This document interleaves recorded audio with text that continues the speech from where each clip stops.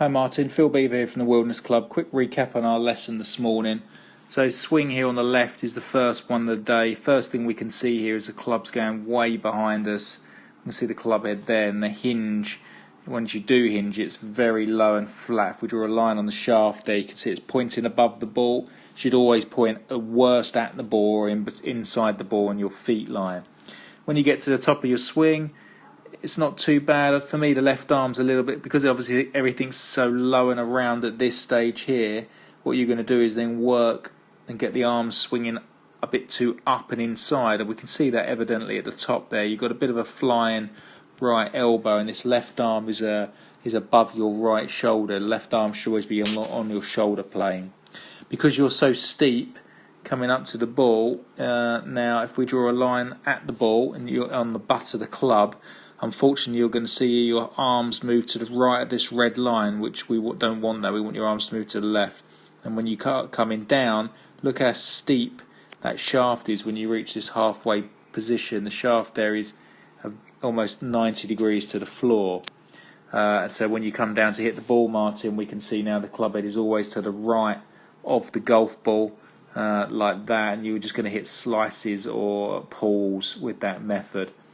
It's just not a very powerful move. You're not going to get great contact all the time. It's just a bit inconsistent.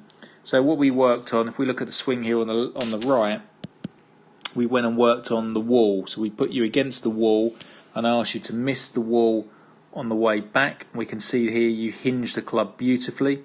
Now the club head always stays what I call outside of your hands. If we look at the swing here on the left again, at that same stage, look how different they look. Massively different. This one is behind us. Swing on the right is in front of us. Then we get the hinge. Now the hinge is steeper. So if we draw a line on the shaft now on this one, you can see it points between the golf ball and your feet. Whereas where the swing here on the left, we knew the shaft is above the ball. Swing on the right now is going to be beautifully to the top of the swing. Look at that left arm and club forms nearly one straight line, and the right elbow is much more tucked than the swing here on the left. Very different looking backswing, isn't it? Much flatter, the one on the right.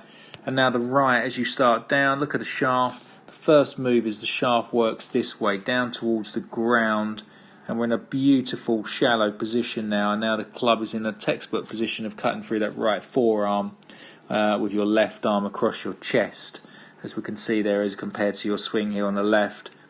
Very different positions. I mean, look at them. Take some time to look how well and improved that swing is there on the right. And you've done that by missing this wall on the way up, as I've said, and then trying to hit the wall on the way down. And we can see that there again. If we go back, you miss the wall all the way to the top of the swing, and then you hit the wall on the way down, and that's getting you to turn onto the ball. You didn't make great contact here. It was a bit early on, but it's encouraging, getting you to swing much more from the inside and out. And that's the drill you've got to work on for me, Martin. It'll make a huge difference to power, strike. Driver will be one of your best friends again, but you must practice at home, not at the golf club, in the garden, working on trying to hit, miss the fence or conifer tree on the way up, and then clip it on the way down. And we're going to see some awesome results. Thanks, Martin.